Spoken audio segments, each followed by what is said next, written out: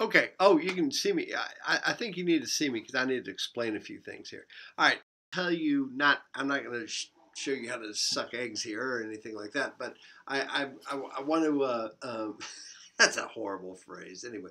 But I wanted to give you a kind of a refresher video on what we're doing here. All right. So let's see. All right. I got this little ball in my hand.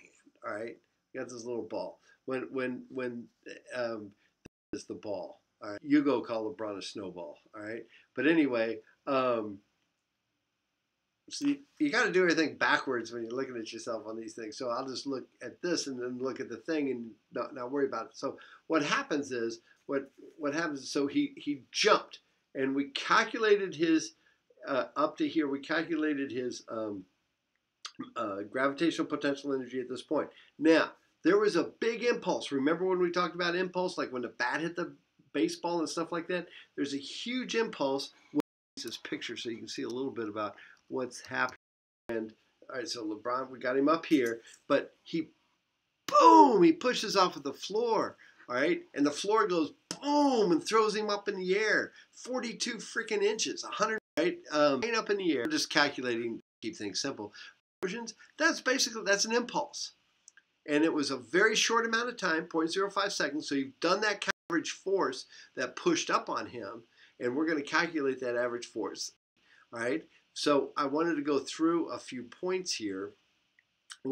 First, and then, and so here's, I'm getting ahead of myself. So he jumped, and as soon as his feet leave the floor, right down here, right here, as soon as his feet leave the floor, gravity takes over. He's no longer, he doesn't have any more impetus from his jump or anything like that. There's nothing. Now he's probably going to elongate his body a little bit and things like that. But for the most part, no other acceleration acting on him besides gravity going down at that point, once his feet leave the floor. Now, before his feet leave the floor, there's an impulse there of about 0.0, a lot of engineering science and a lot of basketballs. And it looks like the amount of time that a professional athlete spends pushing down on the floor to get that boost to go high is about, you'll see it. So I wanted to review the bidding here on a few things. So you're going to want to calculate what is the velocity, the speed.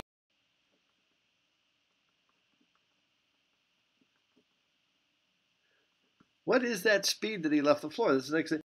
When he left the floor, we don't know, but his final velocity, when he gets to his maximum height this is at the max height. All right, so you know that. So here's what you do. You calculated what so he's got energy before is going to equal his kinetic energy after. You calculated this already, okay? You've already calculated kinetic energy. We've done that before. 1/2 mv naught squared. So this is the kinetic energy before is going to equal his potential energy after. Physics teachers might get upset. They're going to say, well, wait a minute. You got to have his kinetic energy final. Okay, fine. That's 0. Bye, Felicia. I don't need you anymore. Equals his potential energy initial. Bye, Felicia. That one's also 0. Okay. Plus MGH final. So I got there. Final height. All right. So eventually we got there. Now, what we have to do is, look at this. This is great. This is the kind of stuff I'd expect you to see on a Physics 210 test, is to see you derive this. But we're not going to mess with it. We're just going to multiply both sides by 2, cancel the m's, multiply by 2 on this side. So that 2 cancels. So I wind up with v, his initial velocity is going to equal the square root of 2 times g times that final height. Off the floor with. Okay? All right.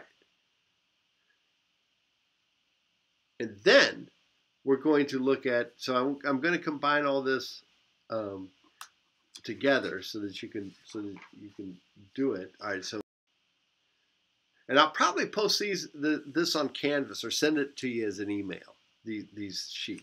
All right. So now Here's what we got.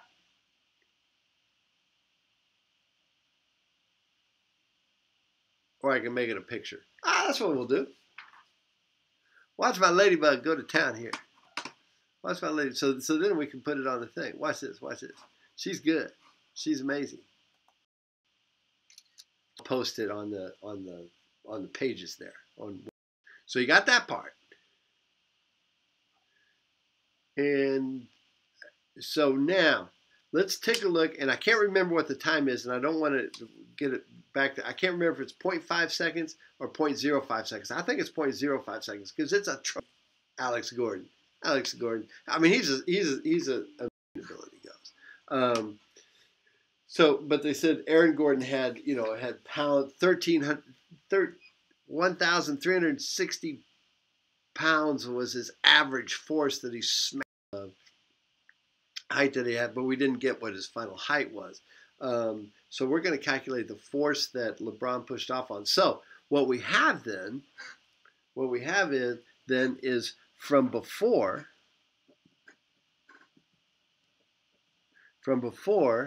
the initial velocity before that we calculated when we took 2gh.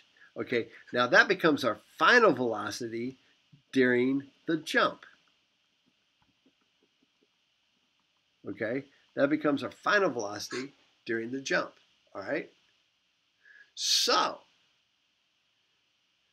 we start off before he jumps, his initial velocity is 0.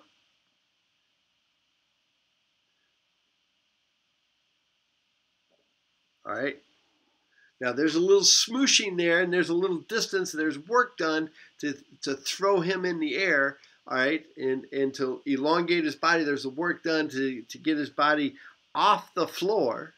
So and pulse, which is equal to his mass times that change in velocity that we got here. Okay, this V final, the floor width, V final. So you've got that. Isn't that cool? And if I give you this, you know the change in velocity because you've got this becomes the final velocity. I'm sorry, you couldn't see that. This becomes the final velocity during the jump. Okay? And the initial velocity is 0, so that is equal to the square root of 2gh minus 0. All right? His mass was 114 kilograms. Okay? Ooh, so you got that. And the change in time, I can't remember what it is, but it's on the problem. And so the force that he pushed off would be that mass times that change in velocity, which is getting here, divided by that change in time that will be provided on the problem. Tremendous force they took off with. All right, I think you've got it. Now I'm going to take a picture of this and put these up there, and I think you'll be able to do it. Than these two pictures.